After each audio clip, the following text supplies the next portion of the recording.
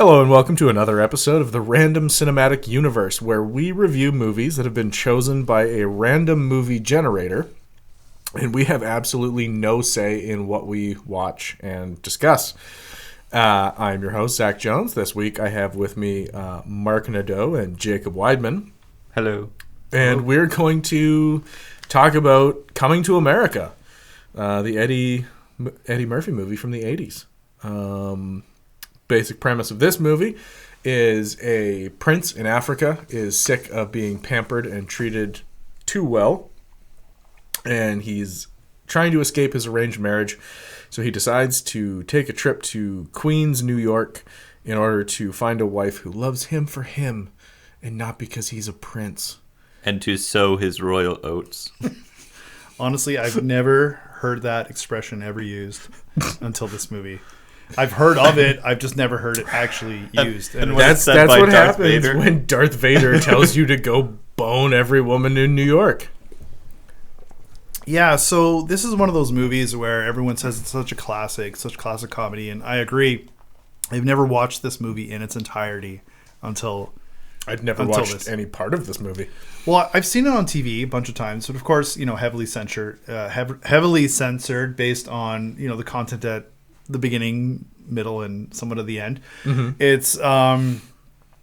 It's easy to see why it has lasted the test of time, why it's considered a standard in comedy. Yeah, and it's just, it's such a classic movie. There's so and you can clearly see where Eddie Murphy decided he wanted to play every single side character imaginable in his movies going forward, because this was the first movie that they did so many prosthetics and is it the makeup. First movie? It's the first movie that he did that. Yeah, so he played 4 characters, of course. Mm-hmm. Arsenio Hall also did 4 characters, and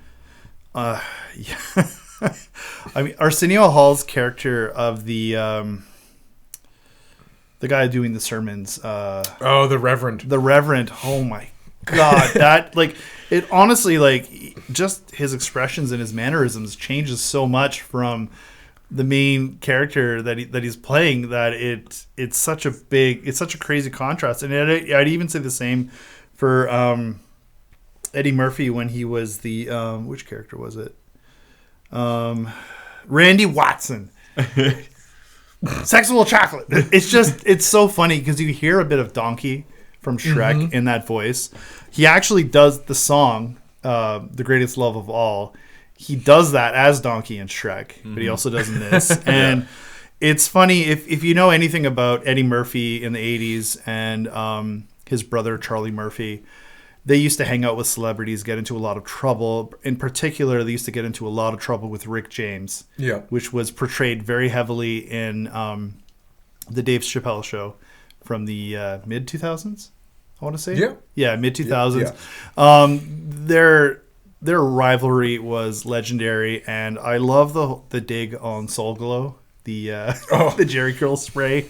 It just, every time I just see somebody with the Jerry curls, I just think of Rick James, and I think we have Rick James to thank for that, but also Eddie Murphy to thank for that, because it was just and the family sitting at the table and getting off in the back of a table. It's just all wet, dripping with the grease from the Jerry curl spray, and I'm just losing my mind because I'm just thinking, Charlie Murphy, ha ha! I'm just loving it. It's just so funny. And see, when you talk about this movie is considered one of the classic comedies. Mm-hmm. And I see this as this is a comedy from before the major shift that we saw in comedy. Which I don't know if I've pinpointed down exactly where I think it happened. I think it was somewhere in the 2000s, where pre that era, you had comedy and you had satire. Mm-hmm. And a comedy was essentially just the only difference between a drama and a comedy was one was a little bit more lighthearted, one was a little more serious. Mm-hmm. And most comedies were just a movie that happened to have a few more jokes than other movies. Mm-hmm. And some more than others. But then your satire films like, Airplane, Hot Shots, things like that. Spaceballs. Every frame, every scene was just filled with jokes. It was just jokes on jokes on jokes on jokes. And what I think the shift was, and especially this came about with the Apatow films, was that those two things combined. And because we've kind of seen a drop off of the satire films, Scary Movie was kind of the beginning of the end of satire. And then we had a lot of just really bad ones. I remember what was it? Epic Movie. Disaster movie. Where the trailer for Epic Movie came out and it was making fun of movies that hadn't been released yet. Like, it was literally satirizing clips from the trailers of other movies, and there was such a fast turnaround that they were making these jokes before those movies had even been released. Yeah, there's a few movies like that I really enjoy. One of my favorite movies that satirizes the musician. So the musician success story movies, like the movie about Johnny Cash, was heavily satirized in Dewey Cox. Yeah. Walk Hard. But even then, that's still kind of a drama. Well, the funny thing about that movie is actually they were making fun and satirizing musicians' movies before a lot of these movies came out. Now, if you go and watch, I'm Bohemian Rhapsody, and you watch the one about Elton John. If you go back and watch Dewey Cox again, it's even funnier because it follows every single one of those story beats. But that was because it was making fun of a genre of film. So when new films of that genre get made, it's still making fun of those it's films. Hilarious, yeah, which makes it so relevant. But I think what we saw was these movies that were joke after joke after, like, every line in the movie is a joke. Everything that's said is a joke. Every action is a joke. There's jokes in the background. That and then just like your normal comedy film kind of combined, and that's when you got like the Apatow films where they would just do the ad-libbing, the line-oramas, and they were just trying to see how many jokes they could pack into a scene. And you don't really see a lot of the comedies anymore where they're just straight comedies. Where it's just, or if it's just, it's a funny drama.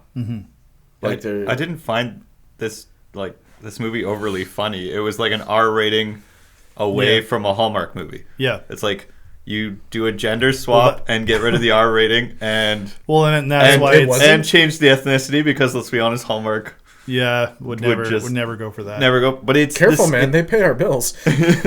But it's a story that, like, we've basically done. We've done these movies a number of times. We've done so many of these romantic movies. Like a hidden princess who doesn't want to be seen as a princess, and that's why it's so censored when you watch it. She's going somewhere else for love. Yeah. But the thing is like, there's jokes. 100% there's jokes. There's funny scenes. But they didn't go so far as to be like, it was a movie with jokes, not just like a reason to have jokes. Yeah, it's not like a Naked Gun. You're not watching a Naked Gun. You're not watching an Airplane or a Spaceballs or a Mel Brooks type of film, or you're watching a drama that has comedy elements. Yeah, and it has these crazy caricatures that Arsenio Hall and Eddie Murphy came up with, and you get some really random cameos in this film. Cuba Gooding Jr. is in it. Samuel Jackson is in it, which I don't know. I haven't really dug into Samuel Jackson's filmography. I think he was pretty established by this point. He was? Not like as an A-lister, but he had an established career. Okay. Interesting to know. And this is funny, too, because I was looking at the director, John Landis, who... apparently, Eddie Murphy had to go out of his way to hire Landis, since Landis had a number of flops in a row, 3 or 4 flops in a row. So the studios had a very critical eye on Landis. And not only that, there were 4 deaths on the set of the Twilight Zone. 3. I thought it was 4. No, it was 3. It was 3 people. Weren't 2 children? Two children and a man were killed who were on the ground. And then 6 people in the helicopter were injured. Oh, wow.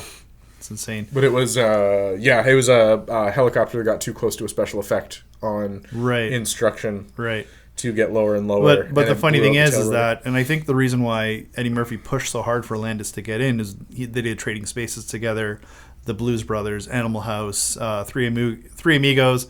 Beverly Hills Cop #3. So Eddie Murphy was really pushing for him to be the director on this. And apparently, I was looking up his career, and John Landis has also been a producer quite a bit, but he started his career working in the mailroom at 20th Century Fox in the 70s. Yeah. So, that's a pretty good that's a pretty good success story. Like, yeah, I started in the mailroom, directed 6 great movies, 3 were flops, but pretty good track record, right? Yeah, it's 2 out of 3. So, well, he's done a lot of movies. Mm-hmm. But who's Pepe Sylvia? Yeah, who is Pepe Sylvia? There's so many references to working your way up from the mailroom. Yeah. So yeah, so kind of going through the film. Immediately, what I noticed was what was the country called where he's from? Oh God, I forgot because he made it up. It was a made up name. It's not Wakanda. We know that. It's starts with a Z. No, I think you're on the right track. Zamunda. That's Zamunda. What it was. Thank you. Zamunda is the country. So Eddie and Arsenio were trying to do accents. Mm-hmm. James Earl Jones a little bit, yeah. But some of the people in the beginning of the movie were just doing none whatsoever. Yeah. Like the wake up girls who come in to wake him up have no accents. Well, whatsoever. not only that, you can hear him go in and out of the accent at times. Yeah. And not only that, there's one thing that I found hilarious was Eddie Murphy has that signature laugh. I can't even do it. Mm-hmm. But he toned it. He actually, I think he consciously toned it down in this movie so that he wouldn't sound too much like himself. Because we all know the Eddie Murphy laugh. That I can't imitate. He inhales. Yeah.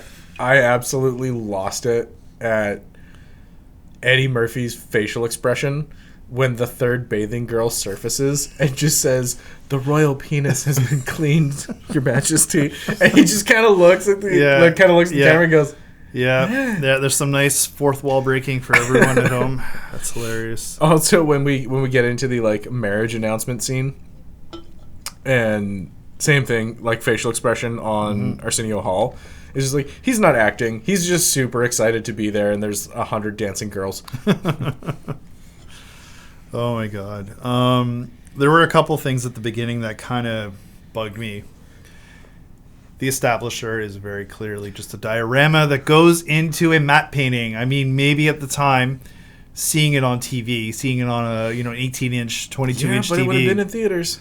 And it would have been in theaters, and it would have been easily noticed. It's definitely a matte painting. The other one that was really bad was a Concorde jet going by. Oh. It's that's a model. That's a little plastic model that you have on a string. But sometimes they did those kind of things on purpose, right? It was purposefully done bad. Yeah. I remember... this is much later on in the movie, so we'll wait to get to this one, but... Four Eddies. He clearly loved doing all the character actors. I never realized that he was also the Jewish man in the barbershop. I never knew that for the longest time. He's the old Jewish man. And apparently he went in full makeup and costume to another soundstage. And he started waving at people doing the tour, saying, "Hey, everybody, I'm Eddie Murphy." But he wasn't even doing the Jewish voice. He was doing his own voice. Because, even if you look at the they did that makeup so perfectly. You look at it, the only thing that's the same is his brown eyes. That's it. Everything is done so. Even the hands, I don't know, did they prosthetic the hands as well? Because you said it was Rick Baker, right? I think so. Yeah. If Rick Baker did the makeup for that, then it was done well. Well, he continued to do. Which again, because Rick Baker, it makes sense because Rick Baker did American Werewolf in London for Landis. Yes, he did.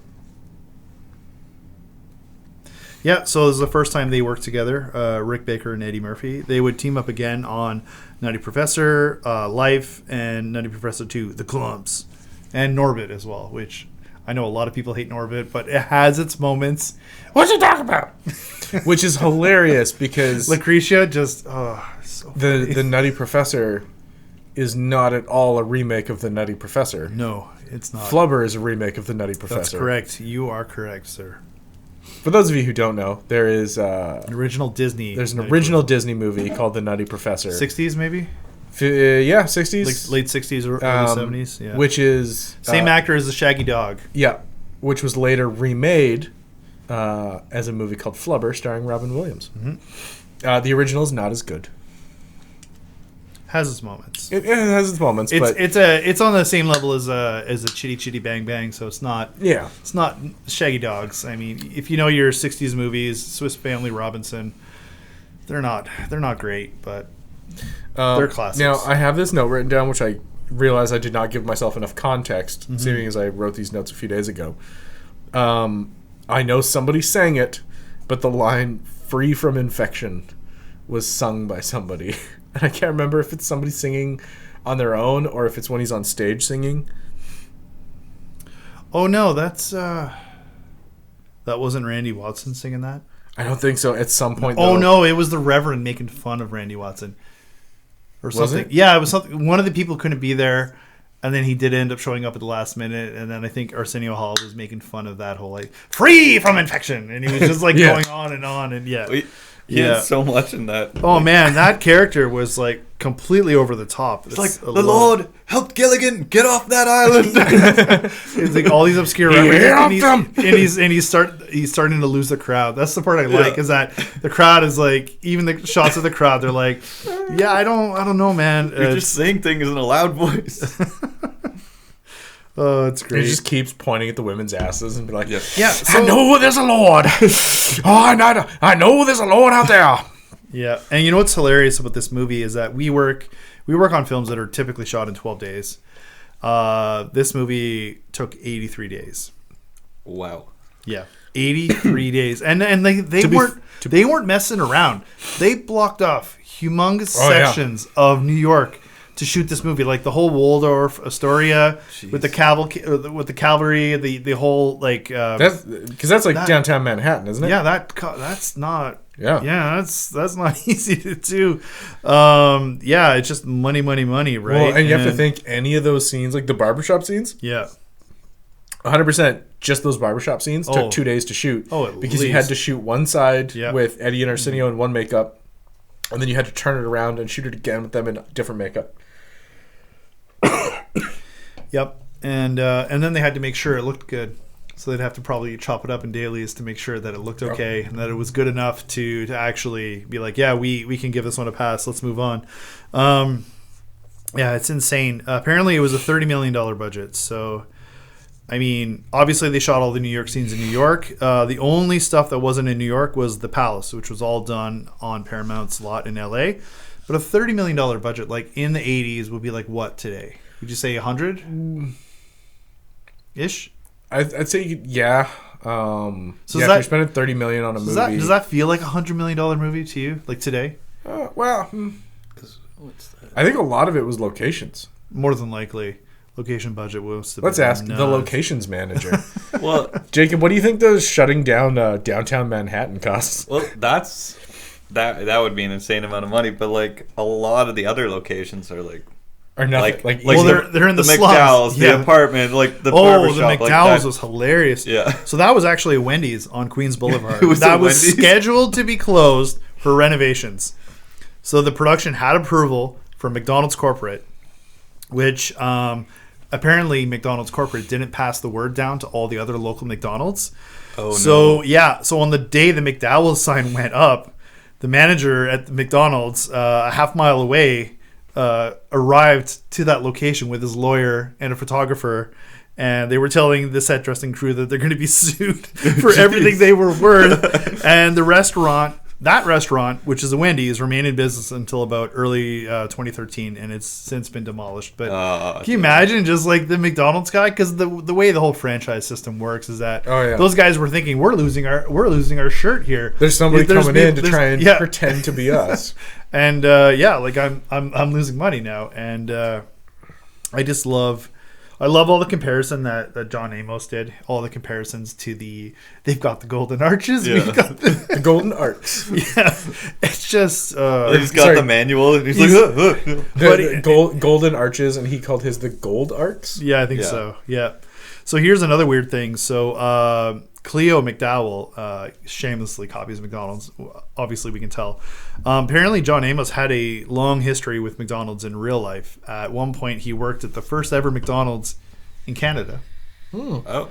And he also starred in a famous song and dance McDonald's commercial in 1971, Grab a Bucket and Mop. So that was the whole thing of him making fun of Akeem when he was mopping, because he was just like, he did a song and dance number for a commercial that had probably been on the air for like 2-3 years or more. Yeah, so there's a lot of like little nods in there, but the one part that drove me nuts, and I loved it so much, was the $100 bill with Akeem's face on it. Yeah. I just like, he and it literally looks so good. has money. Not like he has a lot of it. Yeah, his face is on the money. He's on the money. The fact that it looked so good, like it looked like an actual, like it was well designed. It looked like an actual bill. It was of all that crumpled. time. Yeah. It was all crumpled. It was messed up, and man, oh man, Waldorf Astoria. When Hollywood had the money and the balls and the weight to do whatever the hell they wanted. I mean, they still kind of do. They still kind of do, but it just, I don't know. I guess I'm just used to what we do, is we just don't even lock down a street.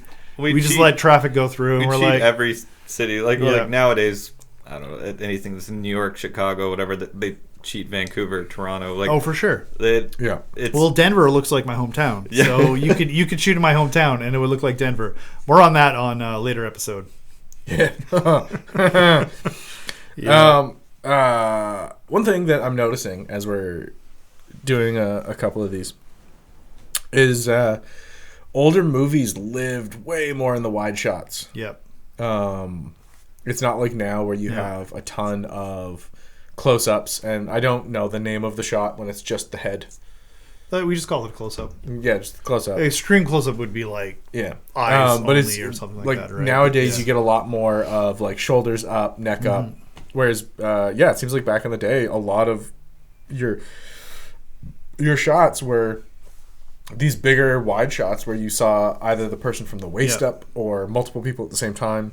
The funny thing, you say that, but there are actually a few shots that I noted in this that I was actually impressed at, because Steadicam technology and and whatnot was a little bit more difficult, because it was all extremely weighted, big heavy cameras. When you had film canisters in the cameras, what would happen is the film canister would run from one side to the other, and guess what? You had weighted it to be at the back. So when all the film starts to go to the front of the camera, now you're fighting the camera going down, trying to do a nice shot. So there's one shot where when the king of Zamunda arrives in Queens, limo pulls up, shot of the street, door opens, feet go down, slow stand up, proud king.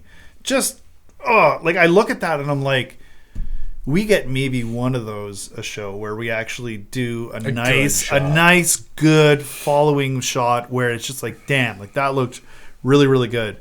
There's a lot. There's the conversation at the McDowell's residence when they're trying to figure out what's happening. Where's Lisa? Where's Akeem? Where's my son? Where's my daughter? And it's just back and forth. But then the shots with the dog in between, the little tiny little white Bichon Frise on the couch. Everybody's looking over. Dog looks over. And then we're looking at the guy. He looks over. Dog looks over. And it's just, guys, like... And then the final shot in that scene is the dog spiking the camera. Yeah, it's great. Yeah. And then there was another spot, too. The subway scene when he's chasing after Lisa on the subway. That would have been really hard to do. I don't know if they... Because, I mean, it was a truly used subway train. Well, and this is the 70s and 80s New York subway when it was still scary as fuck. You could barely see any metal. It was all graffiti. Yeah. The whole thing was graffiti. So it makes me wonder if they just, like... took one of the trains off the track. They must have a set for that somewhere, or something. Specifically, there or has they have to be lines a set that they're not using with one that they can control. Yeah, they must have lines that they're not using, but that was just so well done. Like the passing through everybody, and I mean now you just grab a smartphone and a little stabilizer, like a little Ronin stabilizer for your phone.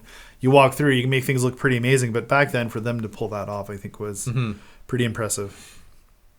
Yeah, because was this post Halloween? Because Halloween kind of is what helped Steadicam take off. Oh, really? Like Halloween, like the first Steadicam shots were for Halloween. Huh. Interesting. All the women in the nightclub. Oh, that was great. That was great. I loved. Do you know that Arsenio Hall is listed as ugly woman? Yeah. Yes. Yeah, I saw that. I'll take both of you up. He's hitting on himself. But I like that. It's clear. Like they didn't even try that hard. Akeem, like it's clearly Akeem is like clearly like, why does this woman look like you? Yeah. But just going through the whole list of I just want to sing my own songs and produce my own songs. Yep. And I'm just gonna write my own songs, and I'm just gonna make records. I'm just gonna put them out there, and I'm gonna start a record label. They're like, we went to every bar in Queens. It's like, well, that's your problem. You went to the bars or went to all the clubs, nightclubs in Queens. Yeah. John Amos. So the Cleo McDowell. He has a really familiar sounding voice, does he not? Like listening to that, just the sound of his voice, it sounds like he could have been like easily a good voice actor. Mm-hmm. Like he had like a really unique sort of voice that had a pretty good range, and he was just, I don't know, just a funny guy. The part where what was the Arsenio Hall's character's name again? Was it Semi? Semi? Yeah. Semi or Semi. Semi. Yeah. Like Semi. So anyway, Semi when he has to send the telegraph out because they run out of money because they pimped out their apartment. The Western Union. They pimped out their apartment, and that woman is just so like, he's like, $300,000. You think that's going to be enough? She's like saying sarcastically, he's like, 400,000? And he's like, I think you're right, 500,000. And then she's like, wanna make it a cool million? It's like, sure, why not? Like she has no clue, right? She probably just thinks this guy is just crazy. Some crazy African guy off the street. The basketball game with the people that recognize Prince Akeem was hilarious because they start worshiping him basically. What was that about? Who is that? Yeah. Oh, just I'll never forget this moment. I'll never forget this moment. Who is that? Oh, just a man I met in the bathroom. Yeah. Oh man. Soul Glow. Is that Eddie Murphy singing, or like who is singing that? That's Eddie Murphy. Okay, is it? I think Eddie Murphy is also the man who recorded and released a record just to prove he could. But Rick James actually helped them produce it. Yeah, my girl likes to party all the time. Party all the time. Yeah. So there was one part here. Let's take a moment to appreciate Frankie Faison. He's the landlord. Mm-hmm. Like he's just great. And he just shows up and stuff from time to time. Mm-hmm. And I was kind of disappointed to find out that he's not related to Donald Faison. I was really hoping, like I'm a Donald Faison fan now. That would have just like taken it to another level. Wasn't he in Undercover Brother? Probably. He was like the chief. I'm sure he was. Frankie Faison? Yeah, I'm sure he was. I'm sure he was the chief. He's in Do the Right Thing. He's in White Chicks. He's in White Chicks. What's the one you're asking about? Undercover Brother. Would have been mid to early 2000s. Let's take a look. Oh, sorry. One part I loved was the whole mirrored story of the arranged marriage is great, right? Yeah. Like Daryl proposes to Lisa to her father instead of to her. Yeah. And they announce it at the party. She's freaking out because she doesn't want to be in an arranged marriage. And I think that's when Akeem truly like realizes like this girl is really similar to me and I respect, her opinion and what she's going through because I'm going through the same. The one thing I didn't like was how fast everything progressed. Mm-hmm. Like all of a sudden, I don't like Daryl anymore. Let's go out and let's get married. Get married. It's like that happened quick. Like I understand how quickly she ditched Daryl because okay, let's talk about that for a moment. Yeah, this is a man who straight up decided that women like to be told what to do. Yeah. So he announces to all of their family and friends that she has accepted his proposal when he has not proposed to her. Yeah. And he's just like, wow, if I just tell everybody in this room that you accepted the proposal, then what are you going to do? Yep. Yeah, that was awkward. I hated Daryl taking credit for the huge donation at the meeting when it was clearly Akeem. Yeah. I hated the part where he takes Akeem's pocket change. Oh, and he gives it to the bums at the like in the park. Those, if you've seen Trading Spaces, those are the other traders that they destroyed. Yeah. Dan Aykroyd and Eddie Murphy destroyed those two guys, or three. There was a third one, but he couldn't make that. So that means that Coming to America and Trading Spaces are a shared universe, somewhat. Yeah. There's another. So Prince Akeem has a doppelganger. Yeah, but that's the thing, because those two characters are it is technically a sequel to Trading Spaces. Oh, did you notice on the subway right when Lisa gets out, there's a film poster on the wall for a fake film? Is there? And it says, "See you next Wednesday" instead of "See you next Thursday." And it's a sci-fi starring Jamie Lee Curtis, and it's a picture of a woman in like a really tight-fitting spacesuit with an astronaut's helmet on. It says Jamie Lee Curtis, Dan Aykroyd, and a whole bunch of other really heavy hitters. And so they just made up this fake... It's all the people from Trading Spaces. I think it is. Yeah, I think it is. And they just made up this fake poster. I mean, they could have said "See you next Tuesday" or "See you next Thursday" instead of "See you next Wednesday," but I guess they didn't want to be too on the chin. Yeah. But it's just funny to see when they sneak little things like that into films. I love that. Yeah, I didn't catch that at all. Bacon donuts. Bacon donuts. As a reference that none of you will ever get. Unless they get famous.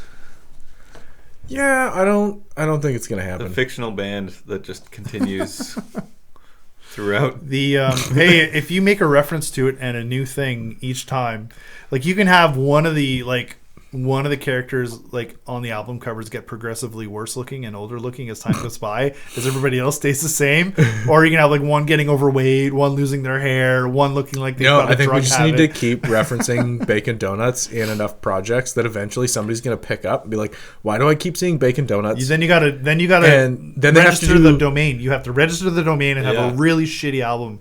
But then it's going to be like the it'll be like Spinal 10 years from now, it'll be people trying to track down what started Bacon Donuts. Yeah. Well, no, like, and that's kind of like Spinal Tap. Spinal Tap was a just made up thing. Yeah. That was just made up for that movie. And then apparently people loved them so much that they actually started doing shows. Yeah. So, anyways. Hashtag Bacon Donuts. Bacon Donuts. I love the part after Cleo McDowell finds out that Akeem is the Prince of Zamunda, and that his father is there, and that he's just rich, like filthy rich. Daryl shows up with the flowers. He just slams the door straight in his face. And the doorbell rings again. Just like, I'll be right back. Runs back, opens the door, sees it's still him, slams it again. So funny. Like, would that happen 3 or 4 times? 3 times. I think it was the dog. Yeah. Oh yeah. He sicks the dog on him. He sicks the dog on him. But he won't leave, and he just like get him. It's like tiny little white fluffy dog just runs, barrels through the door, and then he just slams the door, leaving the dog outside. And that's the last we see of him, right? Yep. I think. Indeed. Yeah. And here's a little tidbit. So the director of photography on this movie was Woody Omens, who worked with Eddie Murphy on I think 3 other projects after this one. So they must. I feel like when you get to the level of celebrity that certain people have, it was Eddie Murphy. Like in the 80s, it was celebrities selling projects. Like they would go to Fox and be like, "Hey, we've got an idea for a film. This is our idea." And they're like, "Okay, how much do you need?" $60 million. Okay, who's in it? Who do you have signed on it? And I think a lot of the times, if you're not back then, if you weren't super famous, you weren't getting projects weren't being picked up. So this is a thing where Eddie Murphy could go around and like, "Hey, I love Woody Omens. We're having him in. He's going to be in Coming to America. I'm going to have him in Harlem Nights. I'm going to have him in Boomerang." And then looking at his other credits he doesn't have a substantial amount of credits, but it's just like, this is a good guy to work with. Good results. keep him around, right? Yeah. It was the same thing with John Landis. I feel like it's one of those things when you find your good crew to work with, you keep that crew. But the thing that's awkward is when you see the same actors in every single movie. Christopher Nolan, Tim Burton. What's wrong with David No, wait, no, or I don't know. Jeez, how many films in a row did Christopher Nolan use the same people? So we had Inception. With he has his specifics. We had Inception with Jordan. I'm failing now with his name. Who? Leonardo DiCaprio. No, not Leo. Which character? Jordan. No. Jordan. Yeah, Jason... I'm like, I don't know. I'm failing, and I feel Jason so bad. Momoa was not. No. You guys suck. Which character did you play? The black-haired kid. Jesus Christ. Cillian Murphy. No. Fuck. Jordan. No. Stop. Does everybody just stop? I'm failing. I'm sorry. Describe the character. I can't. Who do they play? They play the guy. Joseph Gordon-Levitt. Thank you. Jordan. Joseph Gordon. Jordan. I know. Okay, I mixed up all the letters. I mixed up all. I apologize. Let's yell actors at Mark. I love your movies. And then the person who plays Hobbs' wife in that, which is Leonardo DiCaprio's character, was Marion Cotillard. But notice how in Dark Knight Returns, it's those two again. Yeah. So we have. Which Robin was his name though? Was he supposed to be in the Dark Knight Returns? No, he was a new Robin altogether. Oh, he was a completely new. Okay. But Michael Caine gets used in every project. And then what was Johnny Depp? What was the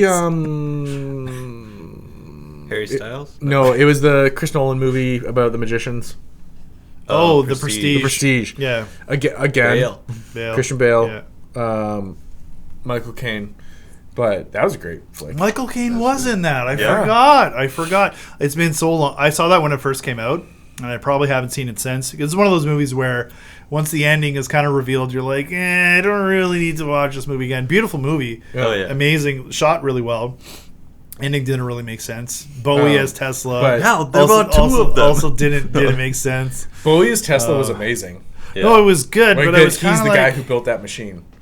Because he would have been the guy. He would have if there was a machine that did that, it would have been Tesla that built it. Yeah. So, but it also means that now we will never get a full movie about Tesla starring Bowie. This is true, which makes me sad. Very sad. Yeah, I mean. Anyway, so yeah, you get a crew, you keep the crew. It's very for sure. I mean, it's the same for. It's very common. It's extremely common here. Yeah, how many of the same actors and people have we worked with? Yeah, well, I love seeing. I feel like that's more of a lack of options, though. It's a little bit of both. I mean, obviously, Mark, how many people in our area do your job? Well, with enough credits that you can count on more than one finger, there's one. Mark, how many people in our area do my job?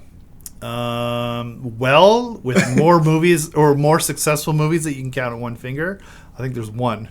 2. Okay. Jacob, how many local people can do your job? Well, this is what I'm getting at, guys. Come on, go with it. The point is, between the 3 of us sitting at this table, we all have 3 different job positions. There are 5 people total, including us 3, in the Okanagan who could fill our position. Who could do our positions and do them well enough to actually to do the job and to not botch things up too badly. And I mean, that's not to say that I haven't had people fill in for me. I have had people fill in for me a couple times. But not for like... No, not for like... And usually under supervision. Yeah, usually under my supervision, and also calling me up anytime there's an issue. And so I'm basically on... Like, I'm on vacation, but I'm also on call. And that's kind of what I'm dealing with this upcoming project in a city nearby, is I've offered up basically being on call to the person who's going to do my job to help coach them through it when they need it. I may have to do that when we're doing when the next one's happening in Kamloops and we're doing the one here, I may have to do that exact thing. Yeah, like I'll have to that's what I'm talking about. I'll have to do 4 people's work again. Fun. I can't wait. It's gonna be great. These keep popping out of my ears. It's driving me. Well, I think we're pretty much wrapped up at that point. Sexual chocolate. Charlie Murphy. I would just like to quote the insult that was said to Samuel L. Jackson. Please. Freeze, you diseased rhinoceros pizzle. Oh, man. I almost wonder, though, if the beginning of that movie of them sparring with the big, huge rattan both staffs just to was set up that only scene? there to set up that one scene. Yeah. Exactly. And not only that, I love the fact that you see Prince Akeem doing backflips over and over and over again, and that guy is ripped. Mm-hmm. Like, if you, like, watch, that guy is, like shredded. And then, it's Eddie Murphy. Like, I know how they do. I know they just replace people. They have a stunt person come in. But it's just, at least get the hair somewhat accurate. Yeah. At least get the body type or physique Yeah. somewhat accurate. I mean, well, yeah. One of these days... If this was Disney, they would have got Eddie Murphy to get really ripped prior to the movie. Potentially, yeah. They just get everyone to get ripped. They got Chris Pratt style. Brendan Fraser to do it for George of the Jungle, of all things. Yeah, no, he was ripped already. No, he had to put on a... Did he put on more? They were actually going to put him in a... Have you seen him in Doom Patrol? They were going to put him in... they were going to put him in a muscle suit if he didn't get ripped enough. Oh. So he actually... But was George before or after Mummy? Before. You know what? I don't know. So that's... Because I know he got pretty big. He got pretty big for Mummy. But he got a lot of injuries on Mummy. Anyways, we're talking about a whole other movie. Anyways. Now he's a robot. Yeah. That has been another episode of the Random Cinematic Universe, where the algorithm chose Coming to America for us to watch. But not coming to America. But not coming to America. Coming to America. Yeah. Not to be confused. So next week we have Mark will be back with us and Nina, and we are gonna so this is one when I hit the algorithm. It's a randomizer. I go in. The algorithm failed us. I picked Amazon for that week. You failed us. Algorithm. I pressed random. Give me a random movie title. It selected a movie called Rattlecan. So if you're gonna listen into next week's episode, you can go on Amazon Prime in Canada, and you can watch the movie Rattlecan. It is 90 minutes of a movie. Anyways, we're going to leave it at that. So thanks for joining us, and tune in next week. Bye. Okay, bye. Okay, bye. We're going to have to pick some. So you've been recording. Hello. And welcome to NPR. Oh, just exit. So normally, this just says audio track 1. So this is exactly what we get.